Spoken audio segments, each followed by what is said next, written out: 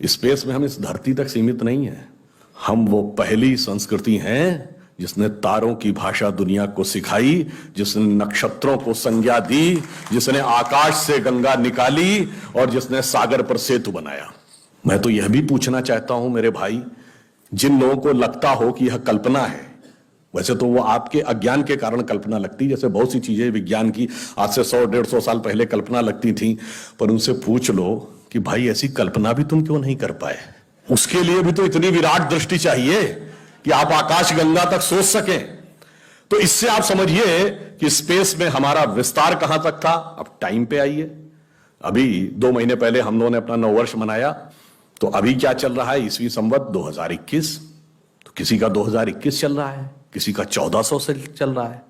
हमारा वैसे टेक्निकली ही सबसे पुराना है 2071, उससे पहले 5100 से अधिक युधिष्ठिर संवत, और हमारा सबसे पुराना संवत क्या है?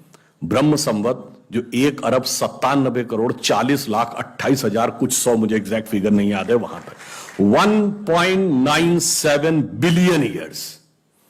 बाकी दुनिया में कोई भी सभ्यता 1000 से ऊपर नहीं जा पाई। किसी संस्कृति में कहा गया 14,000 साल पहले दुनिया बनी, किसी ने कहा 7,000 साल पहले दुनिया बनी, किसी ने कहा 30,000 साल पहले दुनिया बनी। कोई 1 लाख तक भी नहीं पहुंचा और हम 1.97 बिलियन तक पहुंचे। और इसकी प्रामाणिकता क्या है, इसकी वैज्ञानिकता क्या है, इसका प्रमाण देता है दुनिया का सबसे बड़ा कॉस्मोलॉजिस्ट कार्ल सेगन। और ये कार्ल सेगन कोई छोटा मोटा आदमी नहीं था। आप में से जो लोग विज्ञान में रुचि रखते होंगे उनको पता होगा कि first man made object which has gone beyond solar system, सौर मंडल के परे जाने वाला पहला मानव निर्मित उपग्रह वॉयेजर है, जो 1978 में छोड़ा गया था। उस वॉयेजर में एक संदेश अंकित किया गया, उसमें चित्र भी बने हैं, भाषाएं भी लिखी हैं, तरह तरह की वॉइस रिकॉर्डिंग भी है। उस संदेश को जिस कॉस्मोलॉजिस्ट ने बनाया उसका नाम है कार्ल सेगन। तो आप समझिए वो कितना बड़ा और कितना महत्वपूर्ण व्यक्ति था। कार्ल सेगन लिखा है, only the ancient cosmological calculations of Hindus matches with the modern scientific calculations because they went to the billions। और आज हम मानते हैं कि 4.5 बिलियन ईयर है अर्थ की आयु, 1.97 बिलियन हमारे यहां मानी गई। कार्ल सेगन कहता है others were not able to even reach 100,000 and Hindus have calculated up to billions। तो अब ये एक वैज्ञानिक कह रहा है कि हमारा टाइम में कितना लंबा व्याप है और स्पेस में कितना लंबा व्याप है। तो आपको यह समझना चाहिए कि जिसे हम सांस्कृतिक राष्ट्रवाद कहते हैं वो कितना गहरा और गंभीर है। अब मैं आपसे कभी पूछूं कि दुनिया में सभी धर्म संस्कृतियां दावा करती हैं कि हमारे पास बिल्कुल अलग विचार है, हमने बड़ा अच्छा विचार दिया है। अगर हम आपसे पूछें कि हमारी संस्कृति में ऐसा क्या है जो दूसरे में नहीं है, बहुत से लोग कहेंगे साहब उसमें बड़ा सदाचरण की बात कही गई, नैतिकता की बात कही गई। तो लोग कहेंगे ठीक है भाई, दूसरी जगह भी कही गई, शायद कोई फॉलो करता है या नहीं करता।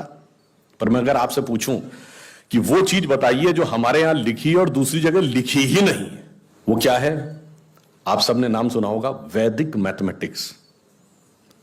Have you ever heard of mathematics as a part of religious text?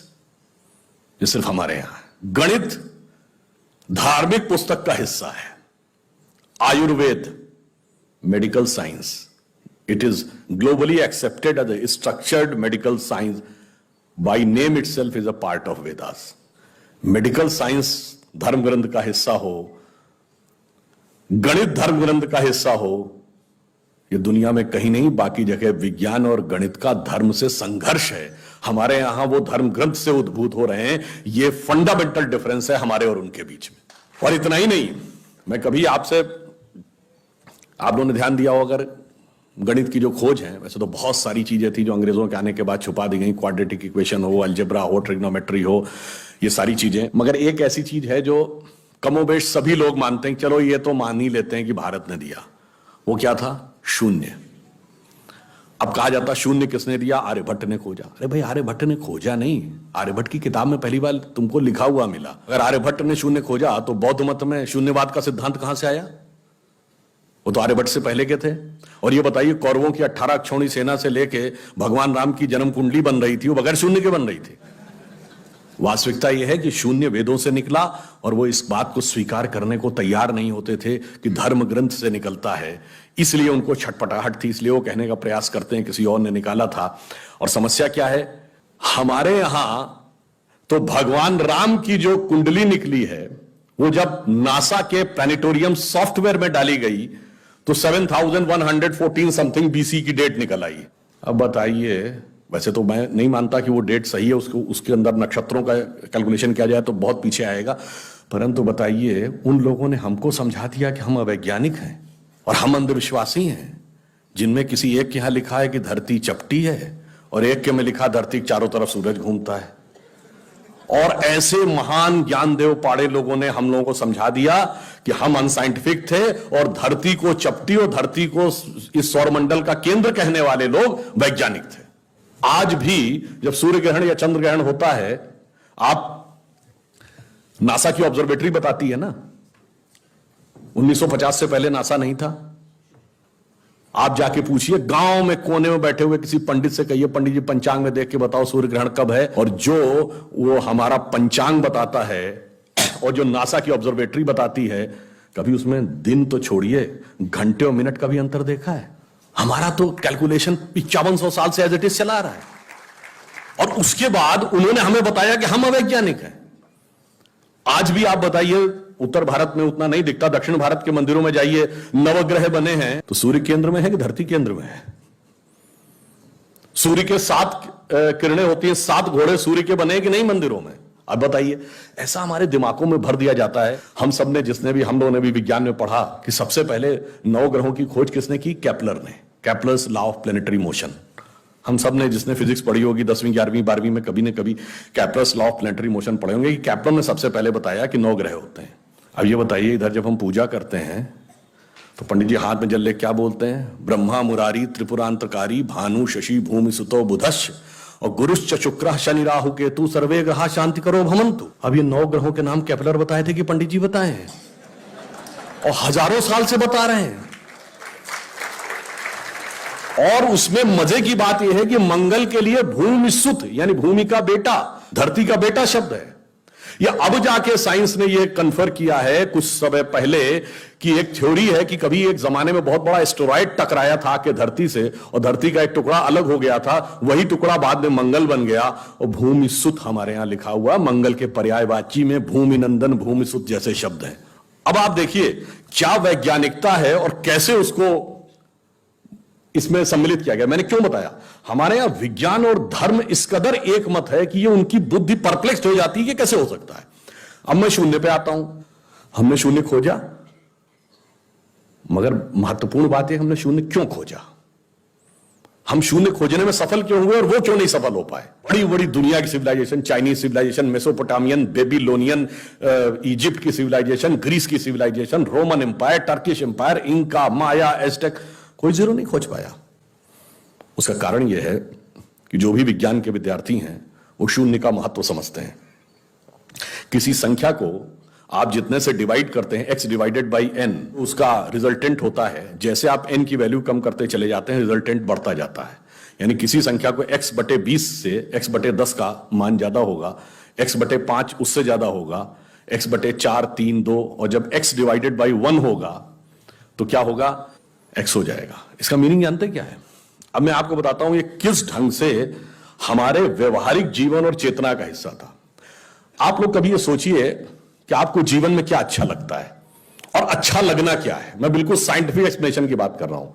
Happiness is considered to be an energised state of mind. जब आप खुश होते हैं तो आप ऊर्जा महसूस करते हैं अपने मन में, मस्तिष्क में।